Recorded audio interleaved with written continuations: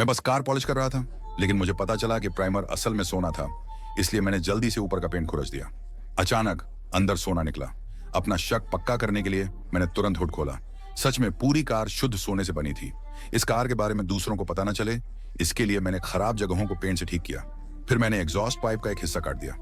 मैंने सोने की शुद्धता चेक करने का प्लान बनाया। जल्द ही मैं एक लोकल पॉन शॉप पर पहुंचा और एग्जॉस्ट पाइप का एक हिस्सा मालिक को दे दिया। मालिक ने ऊपर के पेंट को पॉलिश करके चिकना कर दिया, तो उसे एक नजर में ही पता चल गया कि सोना बहुत शुद्ध है। शायद उसे लगा कि मेरा सोना गलत सोर्स से आया है। फिर मालिक ने मुझसे मेरी कॉन्टैक्ट जानकारी देने को कहा, यह कहते हुए कि वह इस तरह की और अच्छी चीजें ले सकता है। फिर मैंने अपनी एक्स गर्लफ्रेंड को ढूंढने के लिए बहुत सारे पैसे लिए। कुछ दिन पहले उसने मुझे छोड़ दिया क्योंकि उसे लगा कि मैं गरीब हूं, लेकिन इतनी बड़ी रकम देखकर इन्होंने तुरंत अपना मन बदल लिया। हम खुशी खुशी मॉल में शॉपिंग करने गए, लेकिन हमें नहीं पता था कि सबसे बड़ा लोकल गैंग सोने के इस बैच की तलाश में था और पॉन शॉप का मालिक उनका एक इन्फॉर्मर था। पता चला कि गैंग के बॉस ने मरने से पहले अपनी सारी प्रॉपर्टी सोने में बदल ली थी और उसे एक कार में डाल दिया था।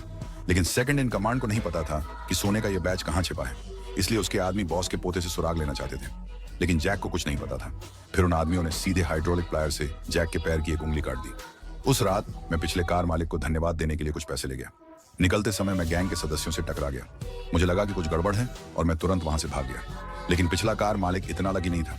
दूसरी तरफ बॉस के भरोसेमंद साथी ने जैक को सफलतापूर्वक बचा लिया। जैक घबराकर मदद के लिए सड़क पर भागा और उसे टक्कर लग गई और वह उड़ गया, जिससे मेरा ध्यान भटक गया।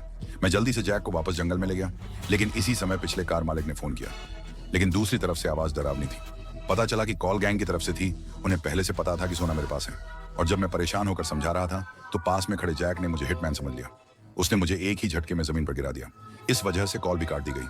गुस्से में गैंग के बॉस ने सीधे पिछले कार मालिक को मार डाला। दूसरी तरफ मैंने भागते हुए जैक को पकड़ा। जब हम दोनों ने अपनी कहानियां बताई तो हमें आखिरकार समझ आया कि इस सोने के बैच की वजह से हम दोनों का पीछा किया जा रहा था, इसलिए हमने मिलकर भागने का प्लान बनाने का फैसला किया।